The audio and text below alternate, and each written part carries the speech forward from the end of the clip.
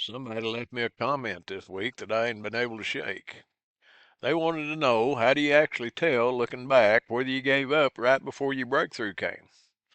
I sat with that question a long time before I tried to answer it because I've asked it myself more times than I'd like to admit. I spent 40 years starting things that didn't work out. At least those 8 different businesses, if you want the honest number. I also did construction, moving houses, mowing yards for 13 years on top of pastoring a small congregation here in Springdale. Every one of those 8 attempts, at some point, felt like the moment to quit. And a few of them I did quit, walked away, told myself it wasn't meant to be, that I'd read the signs wrong. All those things that you talk to yourself about. Here's what I didn't understand back then. You almost never get to know in the moment whether you're 1 step from something or 100 steps from nothing.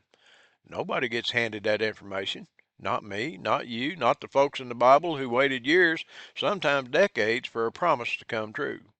What I've learned instead, the long way, is this. The waiting itself was never wasted. Every one of those businesses that failed taught me something I needed for what I'm doing now at 78 years old, learning something completely new.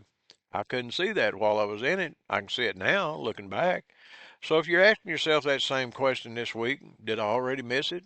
Did I quit 1 step too soon? I can't give you a certain answer. Nobody can. What I can tell you is that in 78 years, I've never once seen God waste a session or a season of somebody's waiting. Not one. Keep going.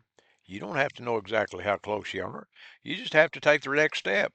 If any of this sounds familiar, I left a link in the description to what I found last October. Take a look when you're ready. There's no pressure.